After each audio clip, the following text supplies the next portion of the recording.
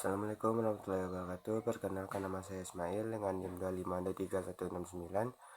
Pada kesempatan kali ini saya akan membuat sebuah video untuk memenuhi tugas mata kuliah jaringan komputer. Nah, saya akan bahas tentang jaringan nirkabel. Nah, apa sih itu jaringan nirkabel? Nah, jaringan nirkabel akan kita jelaskan dari pengertian, fungsi, dan tujuan, serta kelebihan dan kekurangan jaringan nirkabel. Nah, yang akan kita bahas yang pertama itu pengertian. Apa sih pengertian jaringan nirkabel itu? Nah, jaringan nirkabel adalah jaringan komunikasi data tanpa menggunakan kabel, melainkan menggunakan gelombang radio. Mungkin seperti WiFi ataupun hotspot yang akan kita bagikan kepada teman-teman. Nah, pernah kan Ananda teman-teman semua melihat membagikan hotspot ke teman? Nah, itu merupakan salah satu fungsi dari jaringan nirkabel. Nah, kemudian kita masuk kepada tujuan dan fungsi jaringan nirkabel. Nah, jadi tujuan dalam jaringan nirkabel adalah untuk memudahkan komunikasi tanpa batasan fisik kabel. Contohnya, setelah saya jelaskan tadi atau sebutkan tadi, yaitu seperti WiFi yang kita gunakan sehari-hari atau hotspot yang akan kita berikan kepada teman-teman kita. Nah, dalam hal ini terdapat kelebihan dan kekurangan dalam jaringan nirkabel.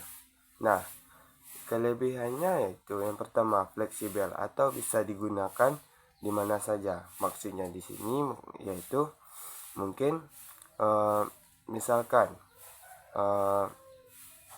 kita meminta hotspot. Nah, itu tanpa perlu bantuan kabel kan.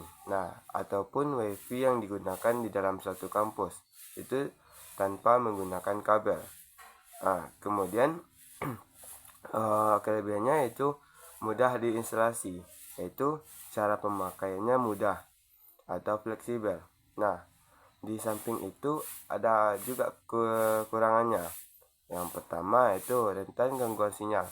Mungkin seperti ketika sudah mati lampu, maka jaringannya akan terganggu.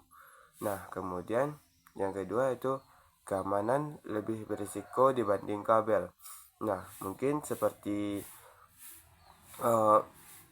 IP pada WiFi kita itu rentan kali dibajak oleh hacker ataupun orang-orang yang tidak bertanggung jawab lainnya. Nah, mungkin sekian pembahasan tentang jaringan nirkabel. Kita akan membahas tentang perangkat keras jaringan nirkabel. Nah, apa aja sih yang ada di dalam perangkat keras jaringan nirkabel? Yang pertama yaitu access point, yang kedua yaitu router, dan yang ketiga antena, dan yang keempat yaitu wireless adapter. Nah, mari kita kupas satu-satu pembahasannya. Yang pertama yaitu access point. Access point adalah perangkat yang berfungsi untuk menyebarkan sinyal WiFi agar perangkat lain bisa terhubung ke jaringan. Nah, dalam hal ini contohnya yaitu WiFi di kampus yang telah kita gunakan dalam pembelajaran sehari-hari. Nah, kemudian ada namanya router. Router adalah perangkat yang berfungsi untuk mengatur lalu lintas data dan menghubungkan jaringan satu dengan jaringan lainnya. Nah, dalam hal ini contohnya adalah internet dari provider masuk ke router lalu dibagikan ke semua perangkat. Nah, itulah yang maksud dengan router, yaitu untuk mengatur lalu lintas data. Nah, atau juga itu antena. Antena berfungsi untuk memperkuat dan memperluas jangkauan sinyal wireless. Jika tidak ada antena, maka sinyalnya tidak akan kuat. Nah, contohnya yaitu router yang ada pada antena panjangnya biasanya wireless adapter. Nah, wireless adapter merupakan perangkat yang memungkinkan komputer atau HP terhubung dengan jaringan. Nah, contohnya yaitu laptop yang sudah punya adapter bawaan. Nah, yang kedua itu komputer PC biasanya pakai USB Wi-Fi. Nah, itu yang dinamakan dengan wireless adapter, yaitu perangkat yang memungkinkan komputer atau HP terhubung dengan jaringan Wi-Fi. Nah, mungkin sekian pembahasan tentang perangkat keras jaringan nirkabel.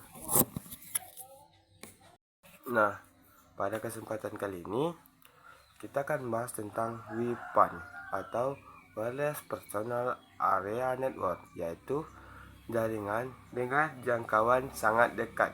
Biasanya digunakan untuk perangkat pribadi seperti Bluetooth dan hotspot pribadi. Nah, mungkin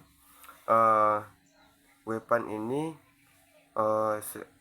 ketika kita mentransfer data melalui Bluetooth, kita tidak bisa jauh-jauh, kita harus dekat karena jangkauannya sangat kecil atau hanya boleh jangkauannya dekat. Nah, jika sudah jauh, maka koneksi transfer datanya akan terputus, maka tidak akan bisa kita mentransfer data. Begitu juga dengan hotspot pribadi.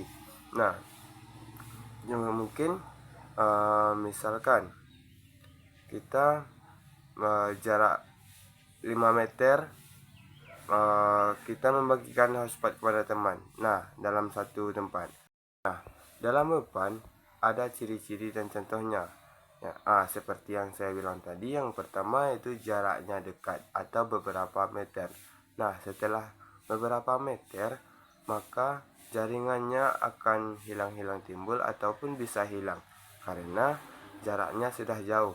Nah, kemudian ada namanya konsumsi daya rendah. Nah, dalam hal ini contohnya yaitu kirim file lewat Bluetooth antar HP. Kita akan mempelajari apa aja yang ada di dalam bulan. Yang pertama yaitu kita akan membahas tentang atau mempelajari tentang pengertian bulan, fungsi bulan, dan contoh penggunaannya. Nah, yang pertama yaitu pengertian bulan. Apa sih bulan itu? Nah, bulan itu singkatan dari Wireless Local Area Network, yaitu jaringan komputer tanpa kabel dalam area terbatas seperti rumah, sekolah, ataupun kampus. Nah, jaringan ini menggunakan Wi-Fi sebagai media penghubung antar perangkat.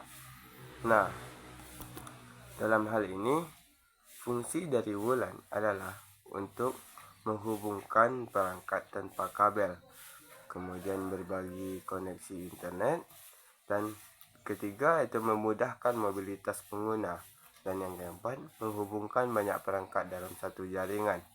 Nah, kemudian gimana sih contoh penggunaan bulan? Nah, bulan sering kita gunakan dalam kehidupan sehari-hari, misalnya wifi di rumah, wifi di kampus, atau di sekolah. Nah, kemudian ada wifi di kafe atau tempat umum.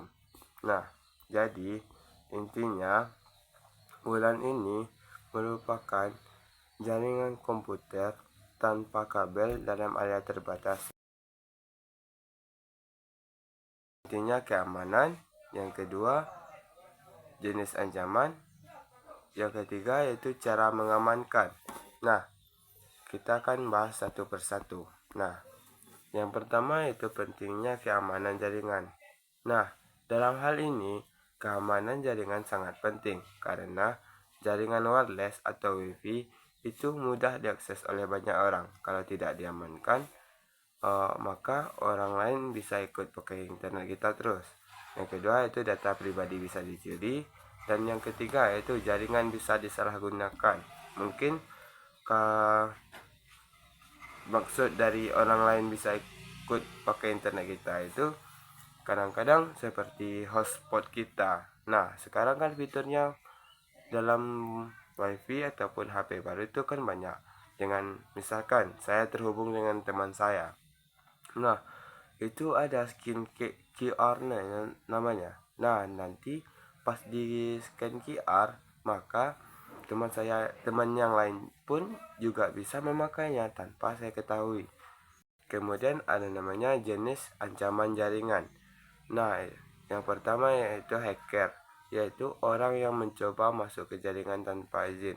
Nah, itulah kan, kalau jika tidak ada keamanan jaringan pada suatu perangkat kita, maka hacker akan mencoba masuk ke jaringan kita tanpa izin. Kemudian uh, ada namanya sniffing, yaitu mencuri data yang sedang dikirim dalam jaringan.